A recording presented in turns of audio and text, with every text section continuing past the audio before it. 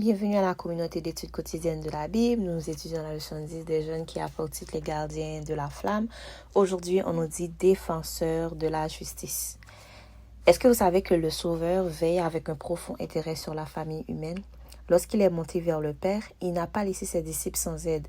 Lors de sa vie terrestre, il a vaincu et en leur faveur, de sorte qu'ils doivent vaincre avec sa force. Tous doivent faire face à des épreuves. Il faut lutter contre les vieux tempéraments naturels. Il faut les soumettre à Jésus-Christ afin de pouvoir nous tenir sur un terrain favorable avec Dieu. Vous savez que la couronne de gloire sera placée sur le front de tous ceux qui auront vaincu la tentation par le sang de l'agneau et par la parole de leur témoignage. Cette parole de notre témoignage signifie beaucoup. Elle rayonne devant tout l'univers céleste et devant le monde. L'âme qui déshonore Dieu par ses paroles et ses œuvres, qui ne reconnaît pas le Christ en tant que sauveur, se place elle-même dans le camp des perdants.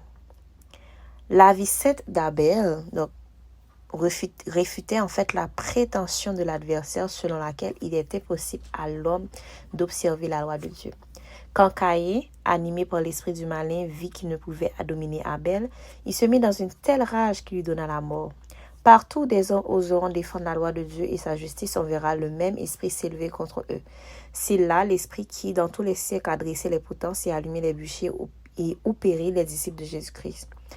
Mais les cruautés qui accablent le disciple du Christ émanent toujours de Satan et de ses suppôts, parce que ce disciple ne se soumet pas à eux. La rage du malin est celle de vaincu. Chaque martyr de Jésus est un vainqueur. Donc, nous vous demandons,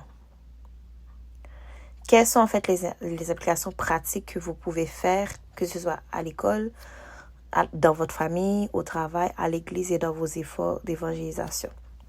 Donc, les applications pratiques que nous pouvons faire, c'est tout simplement partager la parole de Dieu, partager son amour, refléter sa lumière, être des modèles et aussi vivre en fait selon ce que Dieu nous demande de faire pour que les gens dans notre entourage en fait ils puissent bénéficier de ces bénédictions qui découlent en fait dans le fait de servir Dieu avec tout son cœur et toute son âme.